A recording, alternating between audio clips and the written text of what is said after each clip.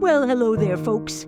Dr. Laura Whitman here, Head of Education at MemoryCherish and your guide through time, space, and memory's curious corners.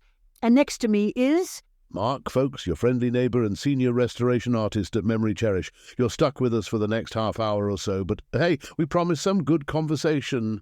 Too right, Mark. And today is no exception. We're changing tack a little and swapping photos for folklore and memory for mystery. We'll dive into a peculiar piece of American urban legend, the Mothman. Well, Laura, that's stranger than a mosquito at a mannequin shop. How'd you come to think of this Mothman? Well, I was sorting through some old photography archives when a particular snapshot caught my eye. It was the Silver Bridge at Point Pleasant, and it got me thinking about its history and the peculiar legend associated with it. The Mothman.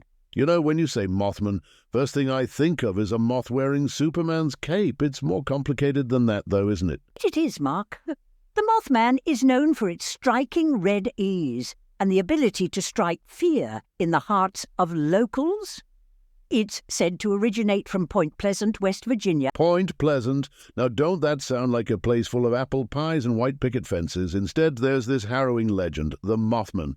So little like putting a lump of coal in a jewelry box. It's certainly a contrast, Mark. One way the Mothman unstitched this peaceful fabric was the purported connection to the tragic collapse of the Silver Bridge. So that was a disaster, Laura. The bridge crumbled in the blink of an eye, 46 folks losing their lives. It's hair-raising to think that some folks believe the Mothman was an omen for that disaster. Imagine stumbling upon a figure, large, bat-like with wings, and those glowing red eyes. No wonder folks were spooked. You see, Laura, the folks around the small town will tell you it feels like bumping into someone from the outer fringes of the universe.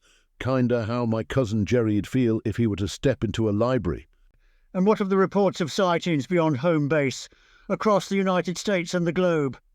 Now, I don't have personal experience with all the chatter, but I have memories from an old friend. Tom from Chicago swore he saw Mothman right around Lake Michigan. Back in 17 it was. And I've heard tales from Ohio, you know. So the old Mothman has been making its rounds then. But if you pause to ponder, Mark, don't you think it's fascinating how these stories do more than spook people out of their socks? I reckon you're talking about how this moth business impacts towns, not just as stories around a campfire, but like in actual bricks and decorum-type stuff. Precisely. I think the annual Mothman Festival of Point Pleasant is the perfect example. It becomes a hub for enthusiasts, not only fueling local businesses, but fostering a sense of community. Kind of like making lemonade out of lemons, or in this case, moth juice. That sounds appetizing. Not the best of my analogies, I'll admit. Yet, to your point, these myths and sightings, while they may unnerve us, are examined via the lens of science, bringing us years of research, speculation, even books and films. That's a fair point, Laura. Legends ain't just about going bump in the night. They're about folks questioning, looking for explanations. Mothman ain't nothing more than a sandhill crane or some nocturnal bird for the feathered folk over at the Zoology Institution. Others reckon it's all mass hysteria. Regardless of the explanations, Mark, these incidents trek into realms of culture and mythology. Much like memory threads into who we are, arguably adding richer colours to our histories. There's a certain poetry to all this, huh, Laura? The poetry of existence, of stories, of shared memories in both man and moth, eh? Man, it makes your restoration business at MemoryCherish all the more powerful and poignant, don't it? Ah, indeed, Mark. It's our uniqueness, tales, recollections, or the mysterious encounters like with the Mothman that shape a community, building identities and defining who we are.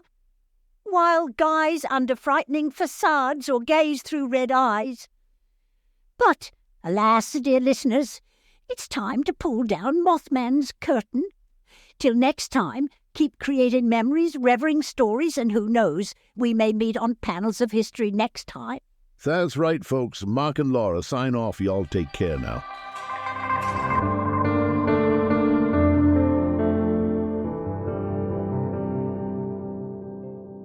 Thank you so much for listening to the Timeless Tapestry podcast.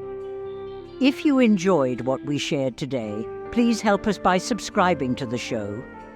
Not only will you be notified when the next one comes out, it also helps get the show out to many more people. We appreciate you and thank you so much for listening.